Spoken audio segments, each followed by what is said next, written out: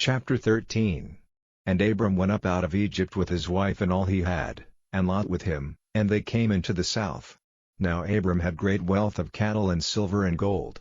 And traveling on from the south, he came to Bethel, to the place where his tent had been before, between Bethel and Ai, to the place where he had made his first altar, and there Abram gave worship to the name of the Lord. And Lot, who went with him, had flocks and herds and tents, so that the land was not wide enough for the two of them. Their property was so great that there was not room for them together. And there was an argument between the keepers of Abram's cattle and the keepers of Lot's cattle. At that time the Canaanites and Perizzites were still living in the land. Then Abram said to Lot, "Let there be no argument between me and you, and between my herdmen and your herdmen, for we are brothers. Is not all the land before you?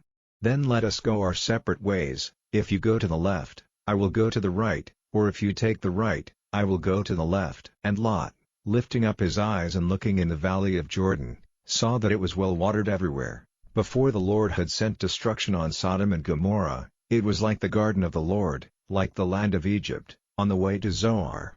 So Lot took for himself all the valley of Jordan, and went to the east, and they were parted from one another. Abram went on living in the land of Canaan, and Lot went to the lowland towns, moving his tent as far as Sodom. Now the men of Sodom were evil, and great sinners before the Lord. And the Lord had said to Abram, after Lot was parted from him, "From this place where you are take a look to the north and to the south, to the east and to the west, for all the land which you see I will give to you and to your seed forever. And I will make your children like the dust of the earth, so that if the dust of the earth may be numbered, then will your children be numbered.